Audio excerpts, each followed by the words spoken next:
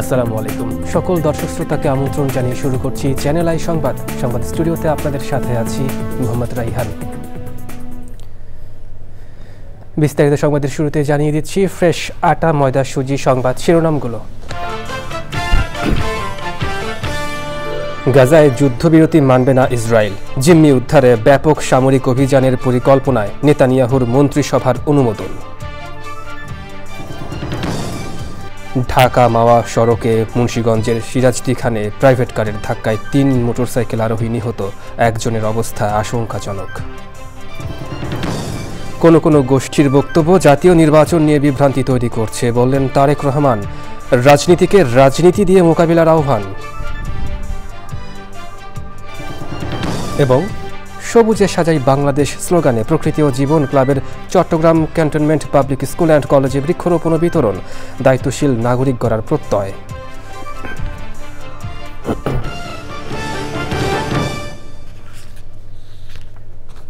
দর্শক, সংবাদ শিরোনামগুলো জানাচ্ছিলাম। এখনকার এই সংবাদ আয়োজন একই সঙ্গে চ্যানেল আইয়ের ইউটিউব চ্যানেল এবং চ্যানেল আইয়ের ওটিটি প্ল্যাটফর্ম আই স্ক্রিনে লাইভ স্ট্রিম হচ্ছে। এবার বিস্তারিত প্রসঙ্গ। ইসরায়েলের প্রধানমন্ত্রী বেনিয়ামিন নেতানিয়াহু জানিয়েছেন, গাজায় যুদ্ধের ইতি টানতে এবং অবশিষ্ট জিম্মিদের মুক্ত করার আলোচনা শুরুর নির্দেশ দিয়েছেন তিনি। একই সঙ্গে নেতানিয়াহু স্পষ্ট করেছেন, ইসরায়েলের জন্য গ্রহণযোগ্য একমাত্র এমন শর্তেই যুদ্ধের সমাপ্তি ঘটবে। বৃহস্পতিবার গাজা সীমান্তে সেনাদের উদ্দেশ্যে বক্তব্যে নেতানিয়াহু জানান, গাজা দখলে তার মন্ত্রিসভা ব্যাপক ধ্বংসযোগ্য সামরিক অভিযানের পরিকল্পনা অনুমোদন করেছে। এর আগে সোমবার কাতার ও মিশরের মধ্যস্থতায় তৈরি যুদ্ধবিরতি প্রস্তাবে রাজি হয় হামাস। প্রস্তাবে গাজায় থাকা অর্ধেক জিম্মিকে মুক্তির বিনিময়ে ৬০ দিনের যুদ্ধবিরতির কথা বলা হয়েছে। তবে প্রথমবারের মতো প্রতিক্রিয়ায় নেতানিয়াহু জানালেন, এই প্রস্তাব ইসরায়েল মেনে নেবে না। ইসরায়েলি গণমাধ্যমে প্রকাশিত খবরে বলা হয়েছে, আলোচনার জন্য নতুন করে প্রতিনিধি দল পাঠানো হবে এবং স্থান নির্ধারণ হলে তা শুরু হবে। ঢাকা মাওয়া এক্সপ্রেসওয়েতে মুন্সিগঞ্জের সিরাজদিখান উপজেলার নিমতলা চালতিপাড়া এলাকায় প্রাইভেট কারের ধাক্কায় ৩ মোটরসাইকেল আরোহী নিহত হয়েছেন। এ ঘটনায় আহত একজনের অবস্থা আশঙ্কাজনক। বৃহস্পতিবার রাত 11:30টার দিকে এই দুর্ঘটনা ঘটে।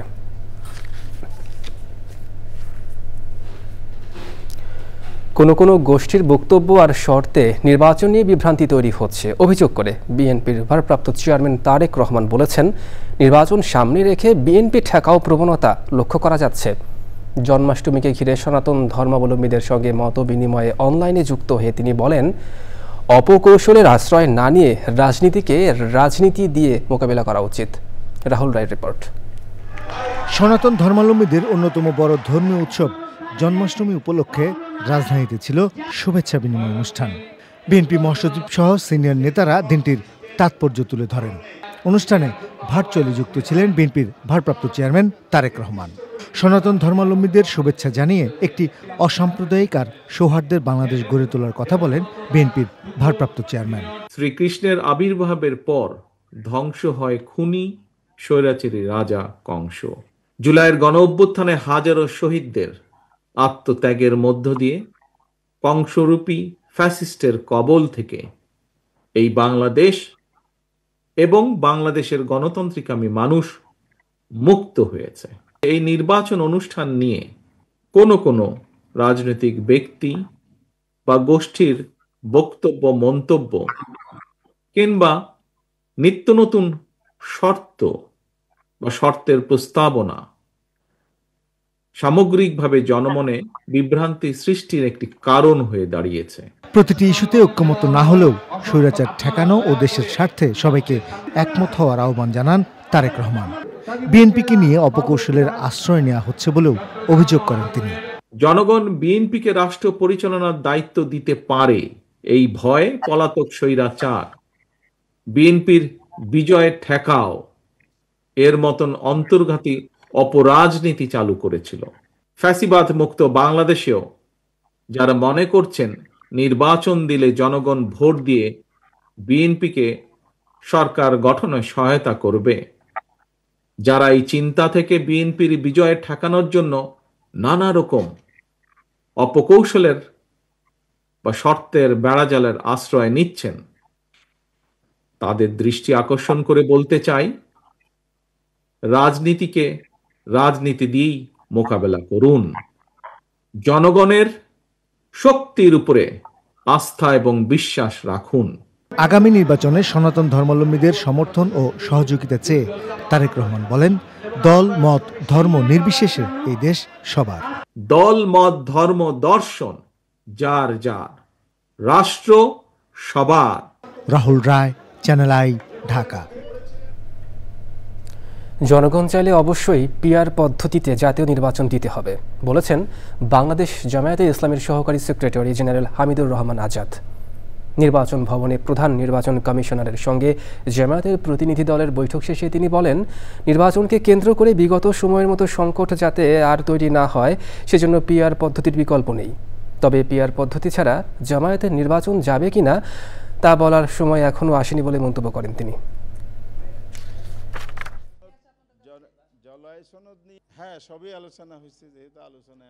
পিআর ছাড়া যাবো কিনা এটা যদি প্রশ্ন আমরা সামনে আনি, তাহলে এখানে আমাদের বক্তব্য স্পষ্ট। এটা একটা বেটার পদ্ধতি, উত্তম পদ্ধতি বলে আমরা মনে করি, জনগণ মনে করছে। জনগণ চাইলে অবশ্যই সরকারকে এটা মানতে হবে। এই জন্য আমরা ইলেকশনে যাব না এই প্রশ্নটা এখনো ম্যাচিওর টাইম আসে নাই।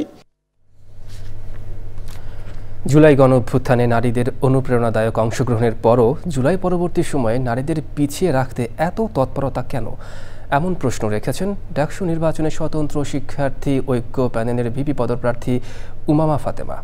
তিনি বলেছেন, এবারের ডাকসু নির্বাচনের মাধ্যমে সত্যিকারের পরিবর্তন আনতে হবে, আর ভোটাভুটির মাধ্যমে সবার অংশগ্রহণে প্যানেল নির্ধারণ করা হয়েছে বলে মন্তব্য করেছে ছাত্রদল। বিশ্ববিদ্যালয় কর্তৃপক্ষ জানিয়েছে, ভিপি পদে 48 জন, জিএস পদে 19 জন সহ 462 প্রার্থী ডাকসু নির্বাচনে প্রতিদ্বন্দ্বিতা করবেন। যাদের প্রার্থিতা স্থগিত করা হয়েছে 23 আগস্টের মধ্যে তাদের আপিল করতে হবে। মিথিলা নিজরিনের রিপোর্ট। ঢাকা বিশ্ববিদ্যালয় ক্যাম্পাস জুড়ে আলোচনার কেন্দ্রবিন্দু আসছে ডাকসু ও হল সংসদ নির্বাচন। এরই মাঝে প্যানেল চূড়ান্ত করে ফেলেছে সব দল, আছে স্বতন্ত্র অংশগ্রহণকারীরাও। সবশেষ প্যানেল ঘোষণা করল স্বতন্ত্র শিক্ষার্থী ঐক্য। গত 2 মাস যখন আমরা নানানভাবে এই প্যানেলটি নিয়ে চেষ্টা করছিলাম, তখন আমাকে নিবৃত্ত করার জন্য, সাবোটেজ করার জন্য অনেক ধরনের প্রচেষ্টা হয়েছে, কিন্তু আলহামদুলিল্লাহ আজকে আমি দাঁড়িয়ে আছি একটা পূর্ণাঙ্গ প্যানেল নিয়ে, এবং সকল সাবোটেজ, সকল ধরনের বিরোধিতা মোকাবেলা করে আমি আজকে এই প্যানেল নিয়ে এখানে দাঁড়িয়ে আছি। ঢাকা বিশ্ববিদ্যালয়ের যে ধরনের রাজনৈতিক সংস্কার এবং যে ধরনের একাডেমিক সংস্কারের মধ্যে দিয়ে যাওয়ার কথা, সেই সংস্কারের কথাই আমরা আমাদের প্যানেলের মধ্য দিয়ে তুলে আনব। উমামা ফাতেমা বলেন, ডাকসুর মাধ্যমে নিশ্চিত হবে ক্যাম্পাস ও হল কেমন হবে। 5 আগস্ট পরবর্তী সময়ে যেভাবে করে আমরা এক্সপেক্ট করেছিলাম, আমরা আশা করেছিলাম যে এই বাংলাদেশটা আমরা আবার নতুন করে নির্মাণ করব, এই ঢাকা বিশ্ববিদ্যালয়টা আসলে ছাত্রদের হয়ে উঠবে, এখানে কোনো প্রকার নীল সাদা গোলাপি দলের রাজনীতি হবে না, সেই স্বপ্ন আবার কিন্তু নানানভাবে মিয়ে আসছে। কিন্তু আমরা স্বপ্নটা কিন্তু দেখে যেতে চাই। সেই 2019 সালে যখন আমি প্রথম ক্যাম্পাসে এসেছিলাম, সেই ক্যাম্পাসে এসে আমি ওই স্বপ্নটা দেখেছিলাম যে এই ক্যাম্পাসের ছাত্রদের হবে। নিজেদের প্যানেলকে ইনক্লুসিভ দাবি করে অবস্থান তুলে ধরে ছাত্রদল। ঢাকা বিশ্ববিদ্যালয়ের ইতিহাসে এই যে প্রথম এভাবে ভোটাভুটির মধ্য দিয়ে গণতান্ত্রিক নির্বাচনে একটা সংগঠন তাদের প্রার্থী নির্বাচিত করেছে, আশা করি ঢাকা বিশ্ববিদ্যালয়ের শিক্ষার্থীরা সেটাকে হৃদয় থেকে স্বাগত জানাবে এবং সেই প্রক্রিয়াকে ত্বরান্বিত করতে আমাদের পাশে থেকে উৎসাহ দেবে। নির্বাচনকে ঘিরে আচরণবিধি প্রকাশ করেছে chief returning officer. Mithila Naznin, channel I, Dhaka. নিহত সাংবাদিক দম্পতি সাগর সরোয়ার ও মেহরুন রুনির সন্তান মাহির সরোয়ার মেঘের কাছে পূর্বাচলে 3 কাঠা জমির দলিল হস্তান্তর করেছেন প্রধান উপদেষ্টা প্রফেসর মোহাম্মদ ইউনুস।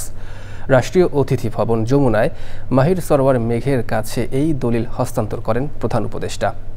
সাংবাদিক সাগর সরোয়ার এই প্লটটি 2004 সালে আবেদন করে 2005 সালে বরাদ্দ পান। পরবর্তীতে 2009 সালে সম্পূর্ণ মূল্য পরিশোধ করার পরও বিগত আওয়ামী লীগ সরকার এই প্লট সাগর সরোয়ারের পরিবারকে বুঝিয়ে দেয়নি। উত্তরাধিকার সূত্রে এই প্লটের বর্তমান মালিক সাগর সরোয়ারের মা সালেহা মনির এবং মাহির সরোয়ার মেঘ।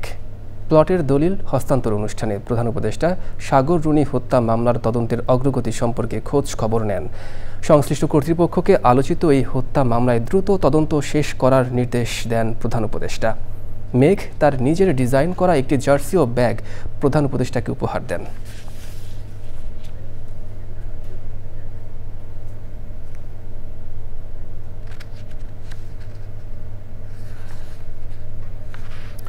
সবুজে সাজাই বাংলাদেশ স্লোগানে দেশব্যাপী ব্যাপক সবুজায়নের অংশ হিসেবে চট্টগ্রামের ঐতিহ্যবাহী বিদ্যাপীঠ ক্যান্টনমেন্ট পাবলিক স্কুল অ্যান্ড কলেজে বৃক্ষরোপণ বিতরণ করেছে প্রকৃতি ও জীবন ক্লাব। প্রতিষ্ঠিত মোবাইল নেটওয়ার্ক অপারেটর বাংলালিংকের সহায়তায় গাছ চেনা, গাছ নিয়া, বৃত্তি, নৃত্য সহ নানান কর্মকাণ্ড হয়েছে। দায়িত্বশীল ভবিষ্যৎ নাগরিক তৈরিতে এমন উদ্যোগ কার্যকর ভূমিকা রাখবে বলে মত বিশিষ্টজনদের। চৌধুরী ফরিদের তথ্য, ভিডিওচিত্রে মোশাহিদ রনির রিপোর্ট। প্রত্যয় আজকে মোদের গর্ব সবুজ ধারা, গাছের ছায়ায় শীতল হবে, ঘুচবে ক্লান্তি জরা। অগুন্তি প্রাণের এই ধরা শোভিত হয়েছে বিচিত্র প্রজাতির বৃক্ষের সমাহারে। গাছে গাছে সবুজ রঙে ভরবে মাটি যখন। ভিন্ন ভিন্ন উদ্ভিদের যেমন রয়েছে আলাদা আলাদা রূপ, তেমনি রয়েছে বাহারি গুণের সম্ভার। নিরাপদ আবাস নিশ্চিতের প্রত্যয়ে নতুন প্রজন্মকে প্রকৃতি বান্ধব নাগরিক হিসেবে গড়ে তুলতে দেশের বাণিজ্যিক রাজধানী খ্যাত চট্টগ্রামে প্রকৃতি ও জীবন ক্লাবের উদ্যোগে এবং বাংলালিংকের সহযোগিতায় ব্যাপক বৃক্ষায়ন। এই যে গাছ, এই গাছ যে কত উপকার করে তার একটি আমি যদি বলি, সেটা হচ্ছে 380 লিটার প্রায় পানিকে সে শোষণ করে বাষ্পে রূপান্তরিত করে, যা এই ধরিত্রীকে শীতল রাখে। একটি পূর্ণবয়স্ক গাছ যদি এই কাজটি করতে পারে, তাহলে যত বেশি গাছ লাগাবো তত শীতল থাকবে আমাদের এই ধরিত্রী এবং আমরা নিজেরা ভালো থাকব।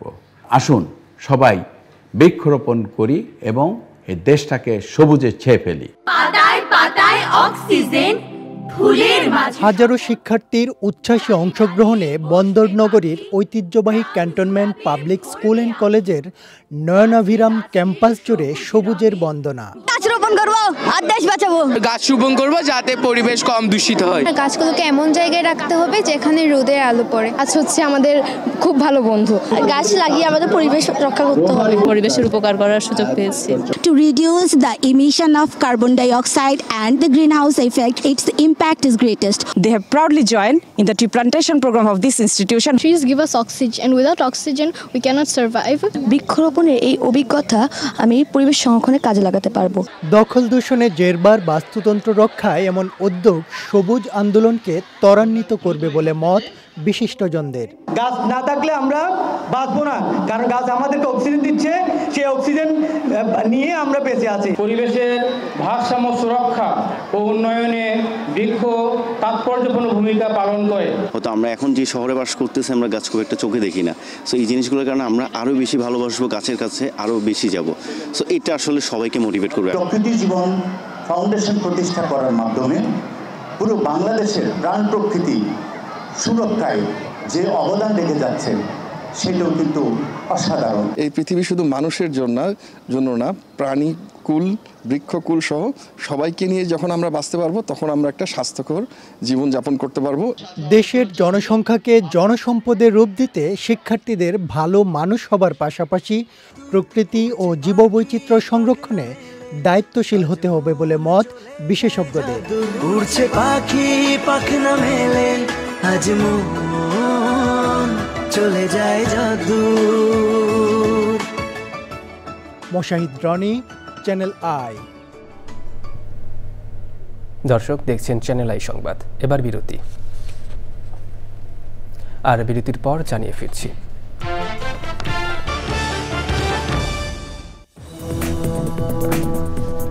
দর্শক বিরতির পর আরও একবার স্বাগত চ্যানেল আই সংবাদে।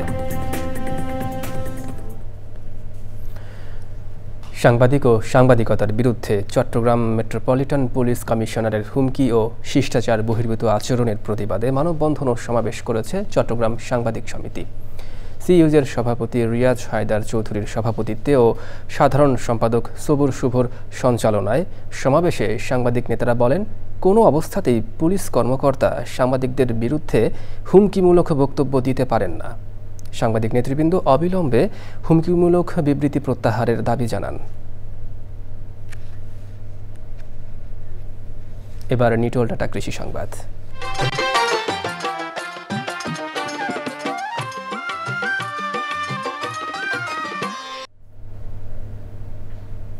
কৃষিতে ধামরাই বহুকাল থেকেই সফলতার স্বাক্ষর রেখে আসছে, এখনও তার ব্যতিক্রম নয়।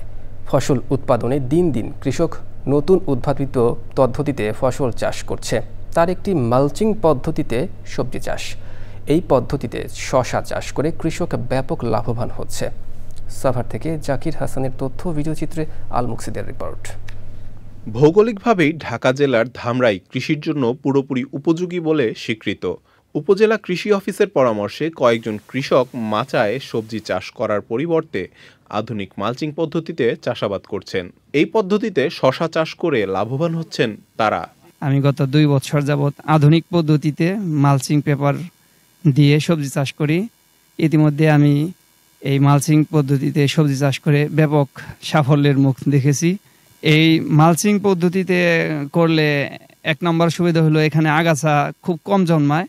আমির হোসেনের সবজি ক্ষেতে মালচিং পদ্ধতি দেখে অনেক কৃষক উদ্বুদ্ধ হয়ে এই পদ্ধতিতে চাষ করছেন। অনেক ভালো মান হইতেছে, 50-60 টাকা কেজি বিক্রি করতেছে, এখন 2000 টাকা বিক্রি করতেছে পাইকারি বর্তমান। এই মাছায় আপনার টমেটো আছে, করলা আছে, সবকিছু করা যায়। সবজি ক্ষেতে মালচিং পদ্ধতি ব্যবহারে কৃষকদের নানা পরামর্শ দিচ্ছে উপজেলা কৃষি অফিস। এটা মালচিং পদ্ধতি এবং এই প্যাটার্নের মাচারা, এটা হলো আপনার খরচ কম এবং অল্প জমির ভিতরে অনেক ফসল করা যায় এবং কৃষকের লাভটা অনেক বেশি হয়।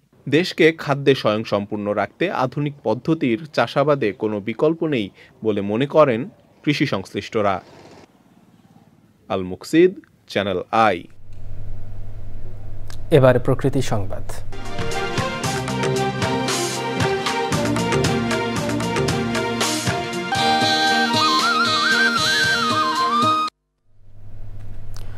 অনুসন্ধানে খোঁজ মিলেছে ঠাকুরগাঁওয়ে বিলীন হওয়া 13টি নদীর। দখল, দূষণ আর আগ্রাসনে এক সময়ের নদী এখন মৌসুমি খাল। কোথাও নদীর বুকে চলছে চাষাবাদ। এসব নদীকে মানচিত্রে অন্তর্ভুক্তির পাশাপাশি প্রবাহ ফেরাতে উদ্যোগের কথা জানিয়েছে পানি উন্নয়ন বোর্ড। এটিএম শামসুজ্জোহার তথ্য, ভিডিওচিত্রে আফরোজা হাসির রিপোর্ট। রশিয়া, জলই, কাহালাই, মরাগুগরা বিচিত্র নামের এসব নদী এখন প্রায় অস্তিত্বহীন, ইতিহাসের পাতায় ঠাঁই নেওয়া নামমাত্র। একসময়ে খরস্রোতা এসব নদীতে চলত পালতোলা নৌকা। যোগাযোগ ও ব্যবসা বাণিজ্যের অন্যতম মাধ্যম এমন 13টি নদী এখন শীর্ণকায় খালরূপে মৃতপ্রায়। রক্ষণাবেক্ষণের অভাব, কর্তৃপক্ষের উদাসীনতা আর বেপরোয়া আগ্রাসনে অস্তিত্ব সংকটে এসব নদী। নাব্যতা হারানোর সাথে সাথে প্রচুর জলাবদ্ধতা, অনাকাঙ্ক্ষিত জলাবদ্ধতা শুরু হয়ে গেছে। এই নদীতে আমরা মাছ ধরছি, এই নদীতে আমরা খেলা করছি। এটা এখনো আপনার কাদুসুগা ব্রিজের ওই পার থেকে অবস্থিত এখনো আছে, আর আমাদের তাই এদিকে বিলীন হয়ে গেছে। সম্প্রতি অনুসন্ধানে পাওয়া এসব নদীতে পানি প্রবাহ ফেরানোর আশ্বাস কর্তৃপক্ষের। সমীক্ষা কার্যক্রমের সুপারিশের আলোকে পরবর্তীতে প্রকল্প গ্রহণ করে নদীগুলোকে তার পূর্বের অবস্থায় ফিরিয়ে আনার চেষ্টা করব। সময়ের পরিক্রমায় আমাদের দেশের অনেক নদী তার পরিচিত রূপ হারিয়েছে। বিশেষ করে সিএস রেকর্ড অনুযায়ী যে নদীগুলো আইডেন্টিফাই করা হয়েছে, সেই নদীগুলোর পূর্বের অবস্থা ফিরিয়ে আনার জন্য আমরা কিছু কর্মপরিকল্পনা গ্রহণ করেছি। পরিবেশবাদীরা বলছেন, নদী বাঁচলে বাঁচবে প্রকৃতি, টিকবে কৃষি আর ত্বরান্বিত হবে স্থানীয় অর্থনীতিও। আফরোজা হাসি, প্রকৃতি ও জীবন ডেস্ক, চ্যানেল আই। এবার খেলার খবর।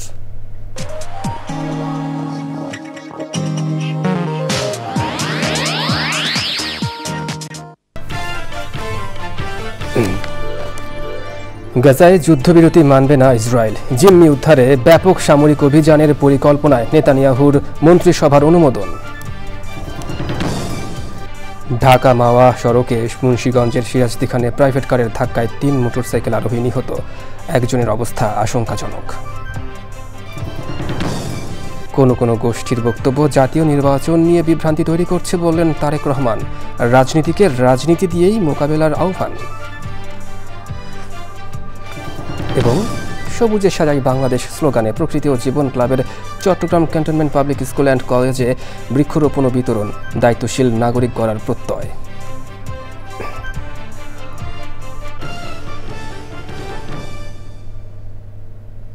দর্শক, চ্যানেল আই সংবাদ এখনকার মতো এ পর্যন্তই। এতক্ষণ সঙ্গে থাকার জন্য ধন্যবাদ সবাইকে।